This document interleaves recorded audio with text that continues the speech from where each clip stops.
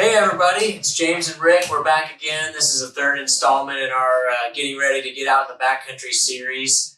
If you don't know who we are at this point, go back and watch the first two videos. We got a lot to cover in this one. We're talking about sleep systems, and there's just so much to get into here. So we're going to go ahead and dive right into it. And Rick, why don't you kind of walk us through what we've got here and why sleep systems are important? Yeah, absolutely. So kind of following in the theme of the other two videos, we started out with footwear. If your feet are hurting and uncomfortable, you're not going to have a good experience. The second one, we went to backpacks. If you're wearing a pack all day long and it doesn't fit properly, it hurts, you're not going to have a good experience.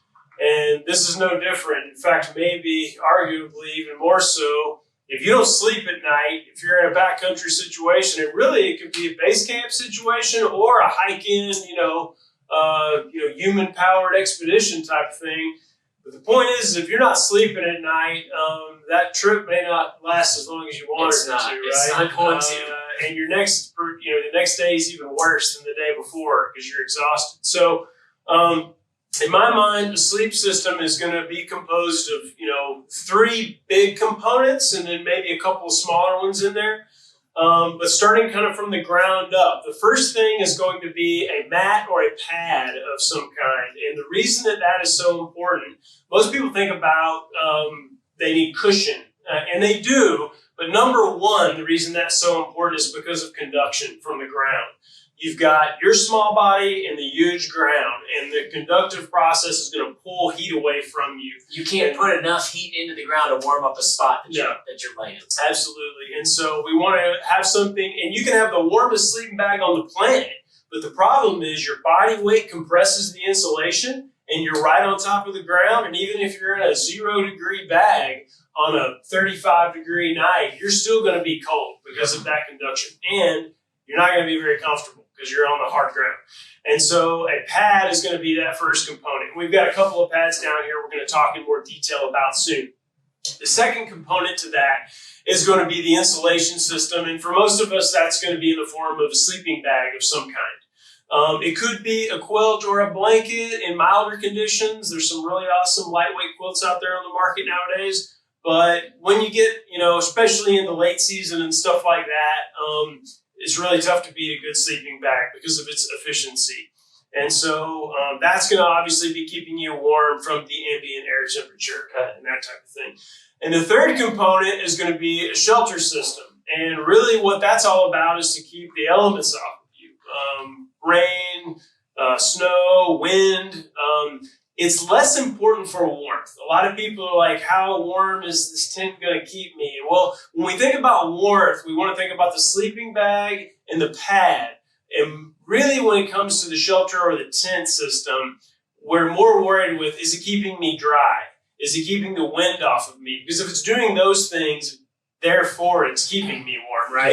Yeah, okay. The thing is, though, if we dove into all those topics, we could be here all night.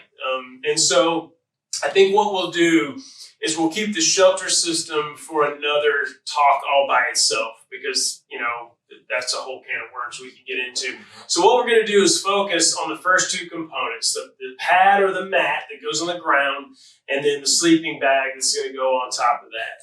So kind of take a little bit of the guesswork out of those things. And we've got two examples here. We've got kind of a traditional example. James, if you'll pull that sleeping bag up so the folks can see the pad underneath. We've got a inflatable sleeping bag. I don't have any affiliations to either one of these brands as far as they're not paying me to say this. I just picked a couple that I thought were good ones. But this is a Thermarest Neo Air X Lite, which is a high quality, very compact type of pad. And on top of it, we've got a sleeping bag from Nemo Equipment. A lot of you guys, if you're fans of First Light, you may be familiar with Nemo because they do some partnership stuff. And so they're a very good brand. And so on the other side, I've got a Big Agnes product. And this is a unique product because it's a system bag. And what that means is that the sleeping bag and the pad mate together with this sleeve system that they put into that. And that's nice because, to be honest, I don't know many people that don't roll over multiple times during the night. I've been camping in the woods over 30 years, most of my life, and I still roll over all the time. I sleep pretty good, but I just need to be able to readjust myself during the night. And the nice thing about these is you can't roll off your pad because the two are kind of mated together. So I like that feature to it. In addition, kind of a secondary layer, but in my opinion, a very important one is going to be a good pillow. You know, a lot of people sort of get away with using a stuff sack and maybe sticking their down jacket in there or wadding up a fleece or something like that. I did that for years. It does not work for me nearly as well as a dedicated pillow. There's some really great ones out on the market, some incredibly compact, lightweight inflatables. And this bag here actually has a sleeve for a pillow that's made into it.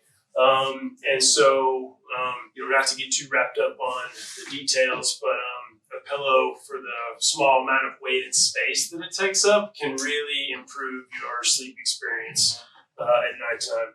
So as far as, you know, what should I be looking for in, you know, an extra wide pad? Well, first of all, you've got to ask yourself, like, what kind of conditions am I going into? Like, what is the lowest temperature I'm likely to encounter? And it's not only the sleeping bag that you need to worry about, like, is it warm enough, but the pad as well. You know, some pads are just air pads and they don't have any insulation in them. And other ones are going to be either insulated one or two ways. They're either going to have some type of insulation like Primaloft or down or some synthetic insulation in there, or they'll use a reflective material like a Mylar, like a space blanket type of thing, and they reflect radiant body heat back to you. That's actually how the Neo Air pad works. Now, they're all going to feel a little bit different, and just like when you go to get a pair of boots, you want to try those boots on and kind of test drive them a little bit. A sleeping bag, in my mind, and a pad for that matter, shouldn't be any different.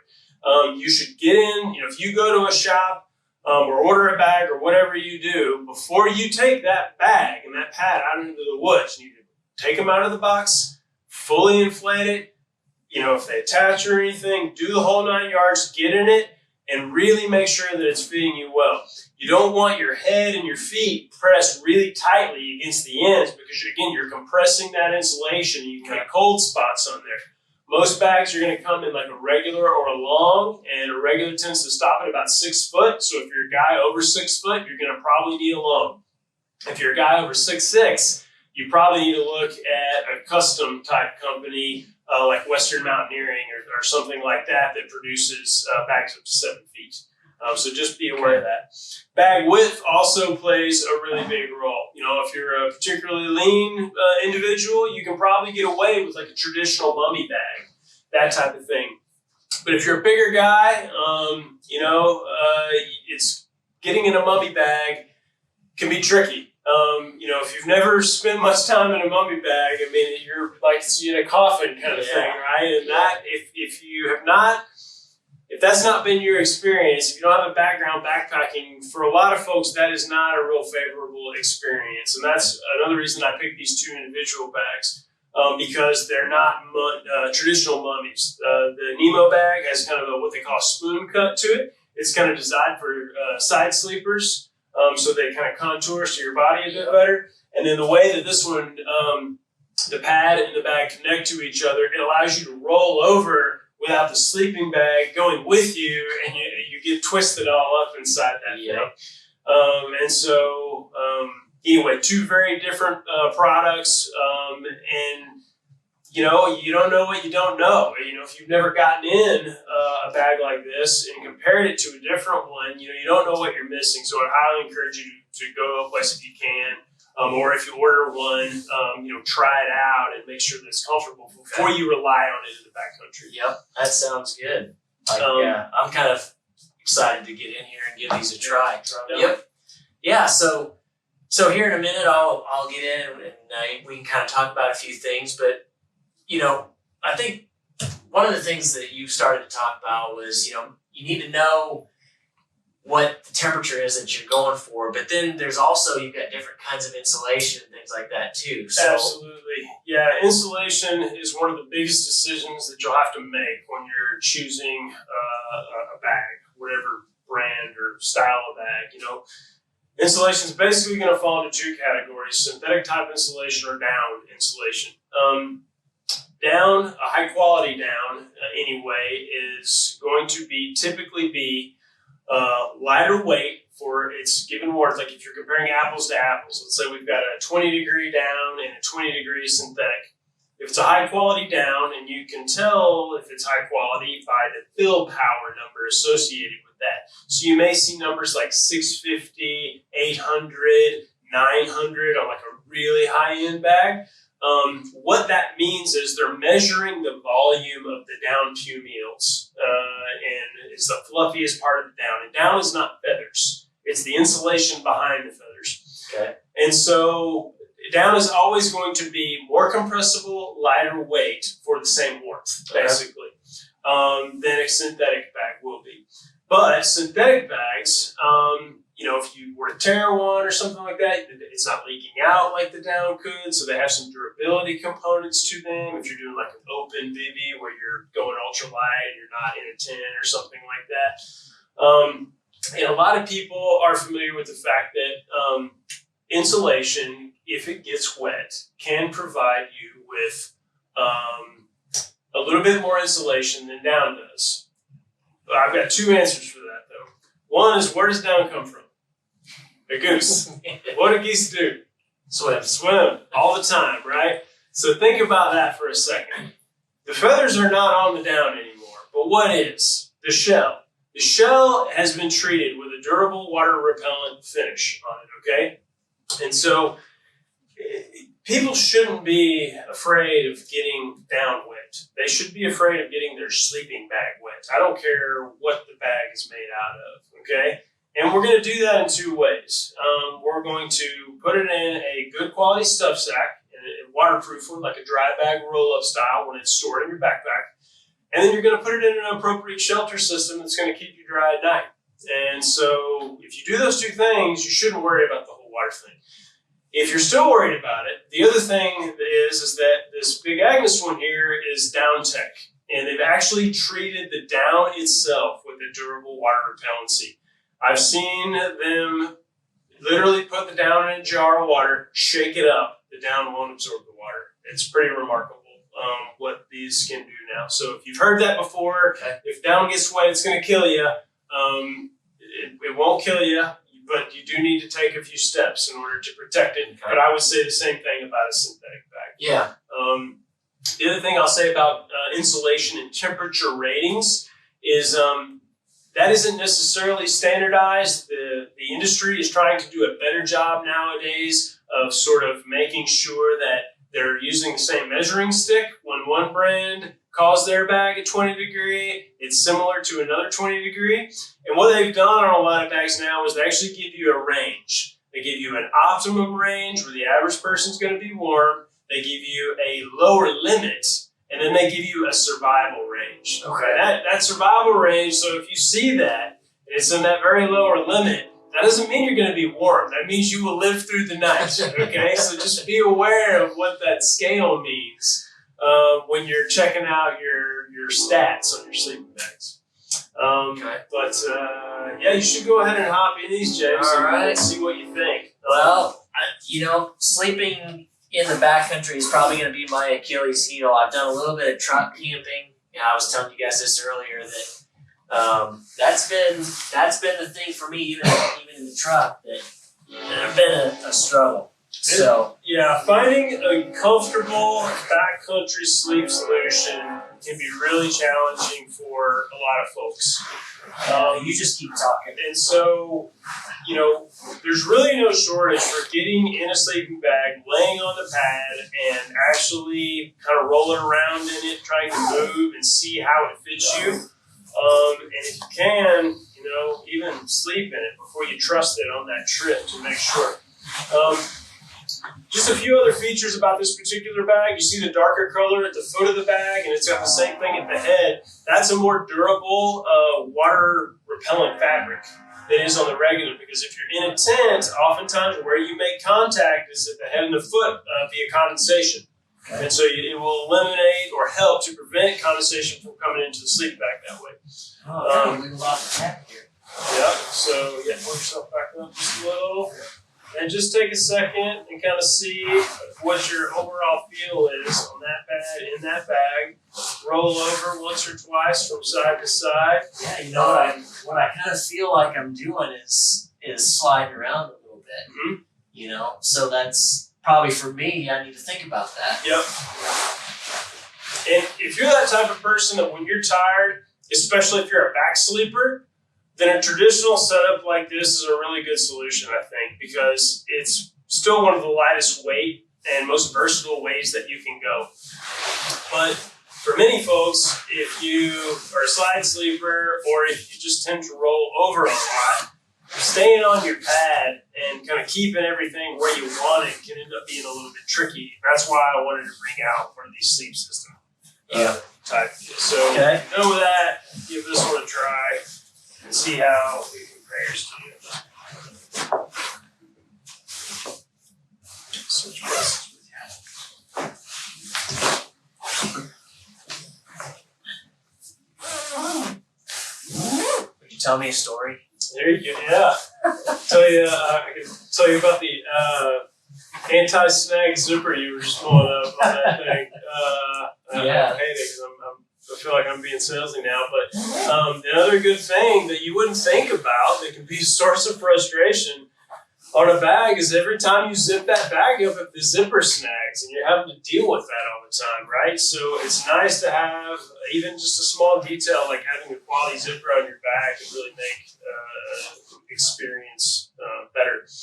Yeah. So on this particular bag, the thing that's unique about it is there's a sleeve underneath and it attaches the pad firmly to the bag. So it makes it much more difficult for you to roll off or for them to come sort of like crossways with one another or something like that. So roll over in that one and kind of see how it compares and how it feels in comparison to the Uno. Yeah, I think I could get used to that. Because I do wallow around a lot at night. That's the biggest trouble that I I have. think a lot of us do, honestly.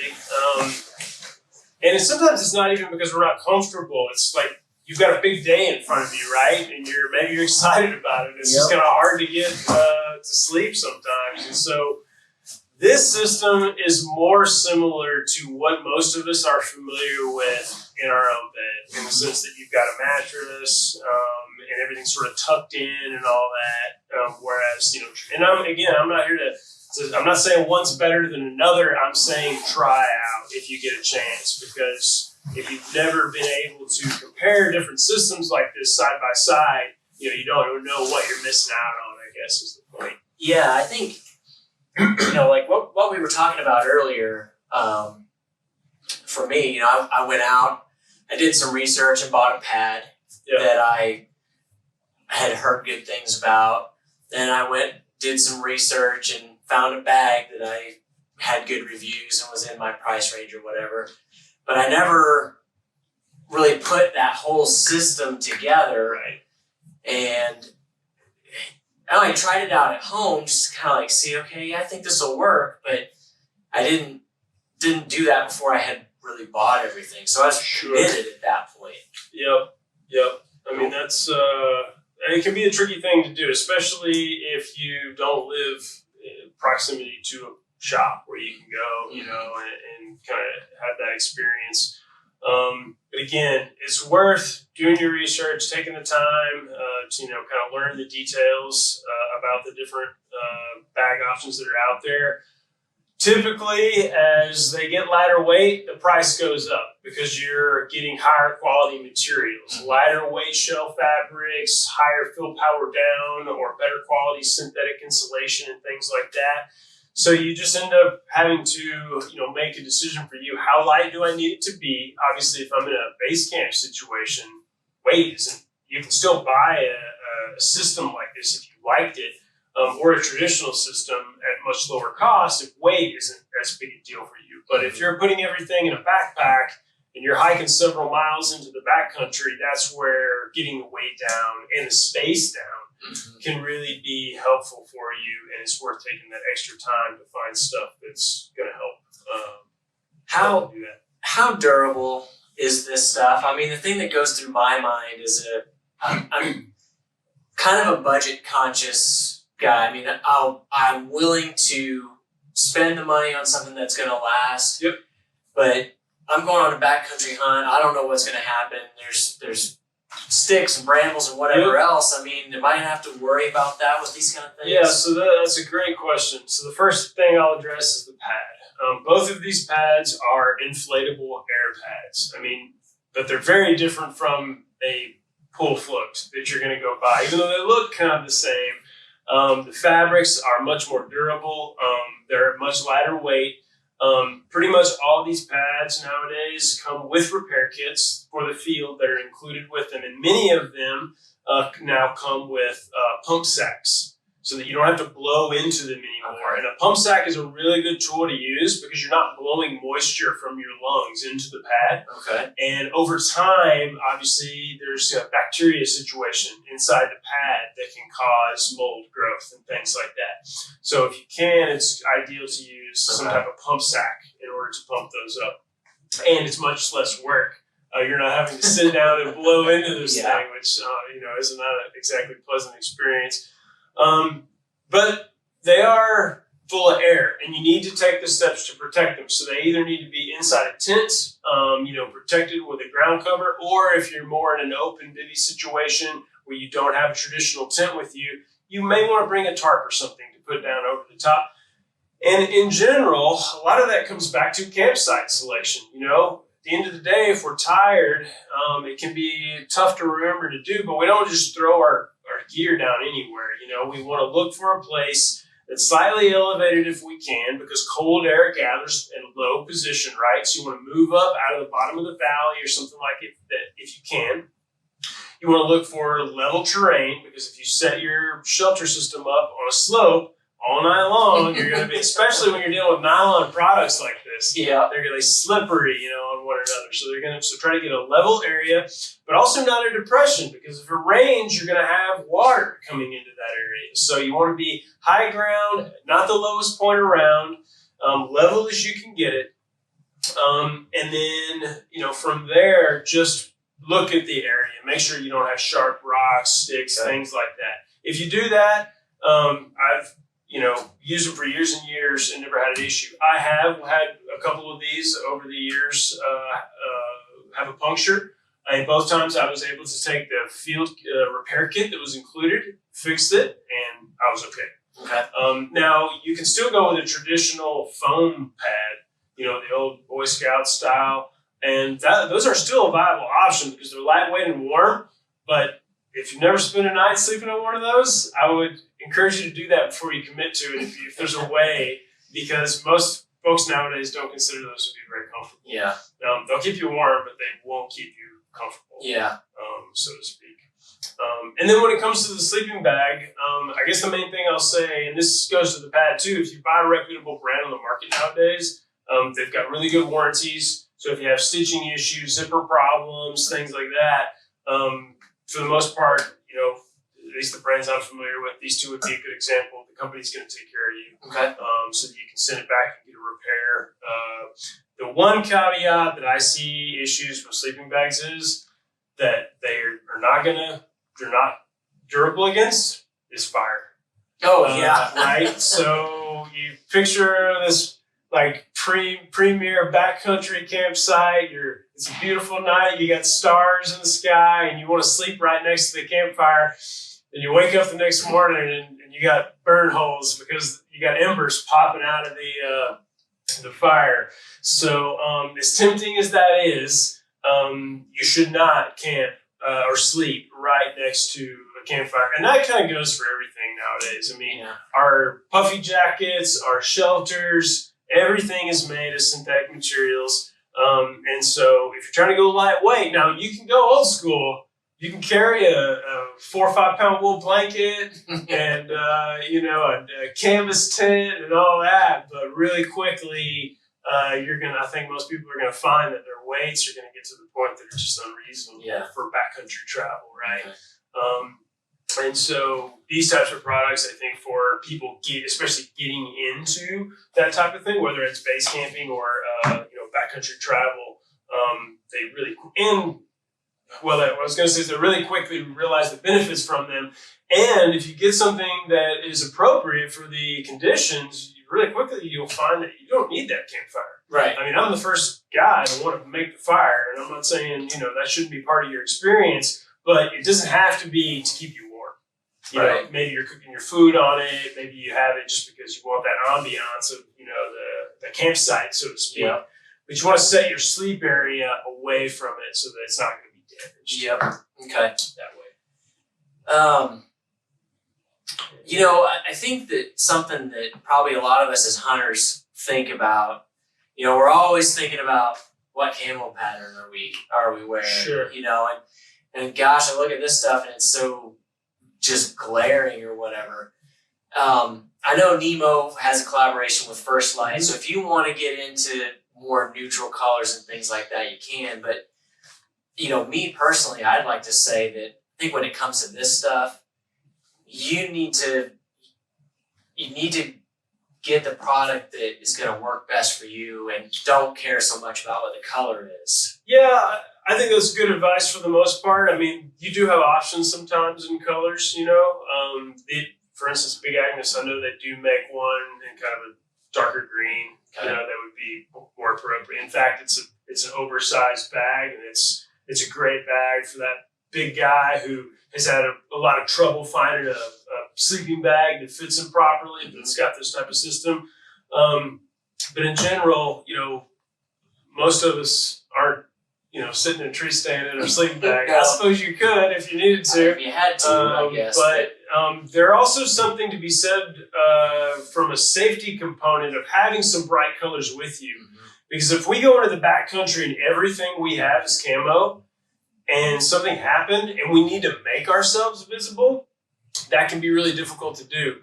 So, not to get off subject, but a Mylar space blanket is a really good thing to carry with you. It can be used for emergency purposes. It can be used in a sleep system to reflect body heat back to you if you're kind of pushing the limits of what the insulation can do. But it can also be a bright tool that you can use for emergency purposes, and it has lots of other survival applications. But your sleep system itself, whether it's the tent or your sleeping bag, if you're stumbling back to tent after dark because you came off the stand or off the hill, wherever you were hunting, and everything is blending into the environment, are you going to be able to find camp? Sometimes a little bit of reflective tape here and there can be a good tip. Even maybe carry a few extra doe eyes and put those up around your camp, if you're trying to find camp at night. But, don't be afraid of bright colors in, particular places. Obviously, we're not going to be using those if we're actually out hunting. But when it comes to, our sleep system, that's just up to the individual. Yep. Let's take a couple minutes before we wrap up, and let's talk about common complaints that people have. I'll throw a couple things out there that I really struggle with. The first thing that I struggle with a lot is hot spots. Mm-hmm. And I'm a side sleeper, so I don't have a lot of padding on my sides, and so shoulder and hip. Yep. Especially when I'm sleeping on the pad that I have right now, it gets to the point for me where I'm doing nothing but flipping from side to side. Right, to relieve those spots that are bothering you. Yep. So, what kind of strategies would so that's a really great question. The first thing I would say is going to go back to campsite selection, right? Do you have terrain that is uneven? If you have rocky areas or something like that, is there something underneath where you wear that's causing you the issue? So hopefully you can sort of get in front of that by good campsite selection. So that would be number one. Number two is going to be, do you have the ability to make any adjustments to your pad? So in these particular pads, since they're inflatable, we can control the air volume inside the pad.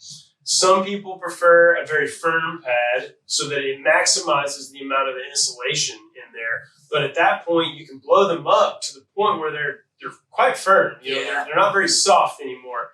For me, I'd much prefer a pad that's about 3/4 of the way full.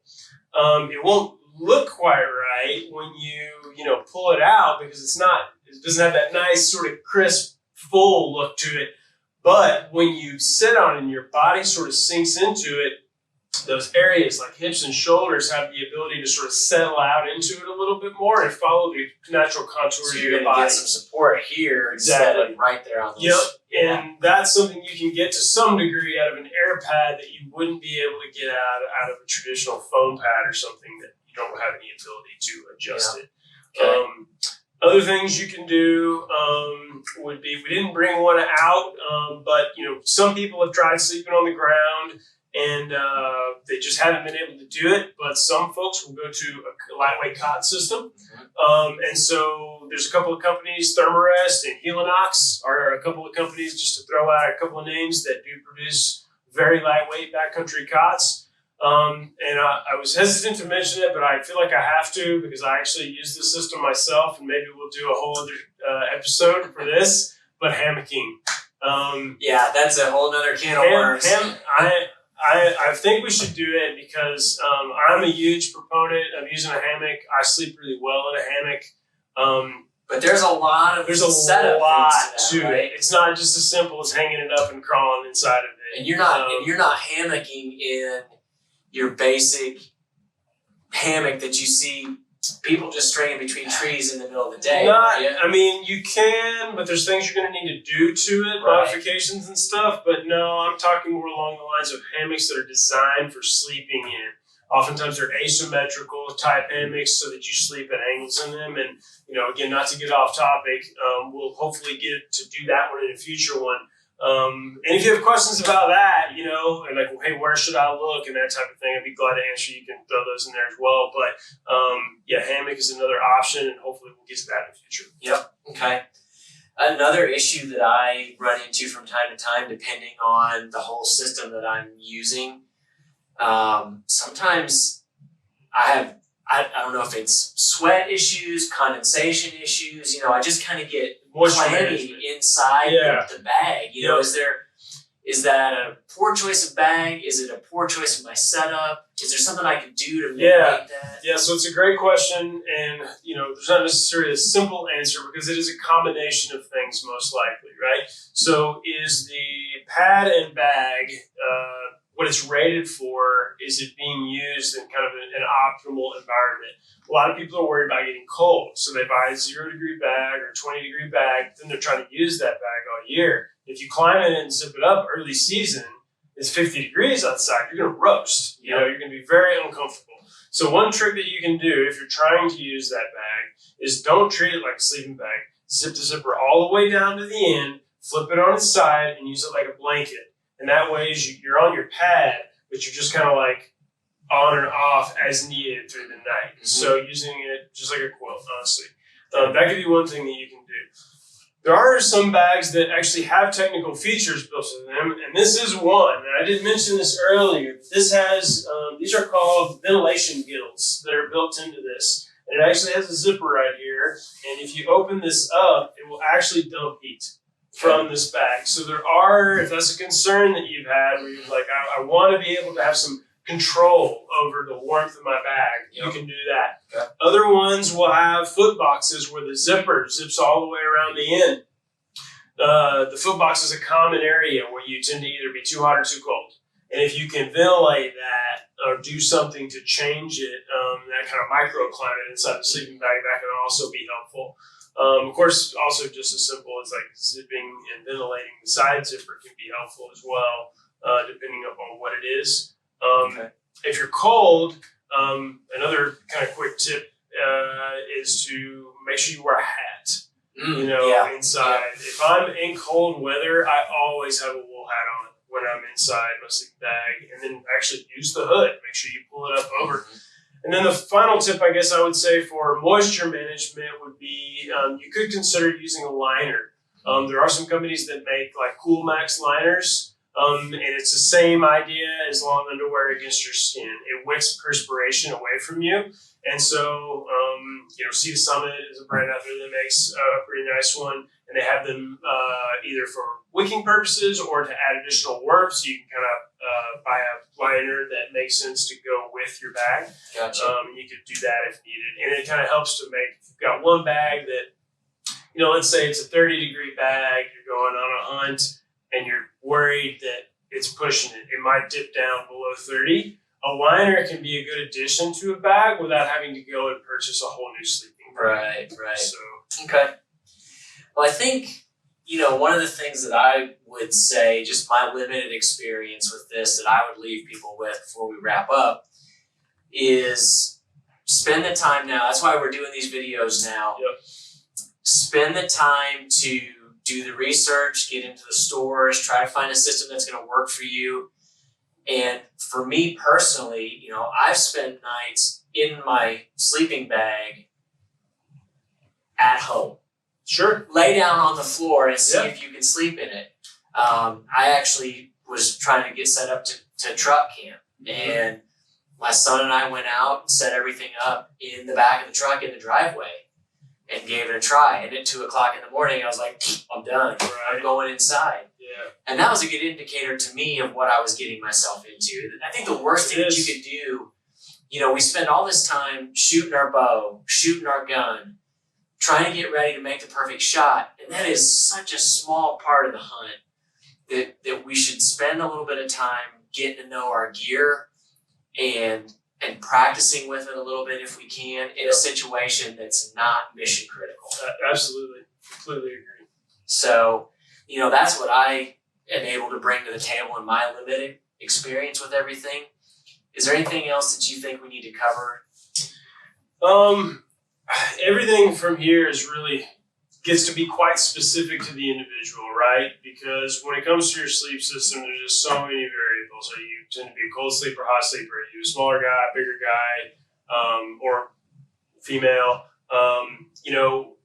And so what I would say is that, just take as many opportunities as you can to try different things.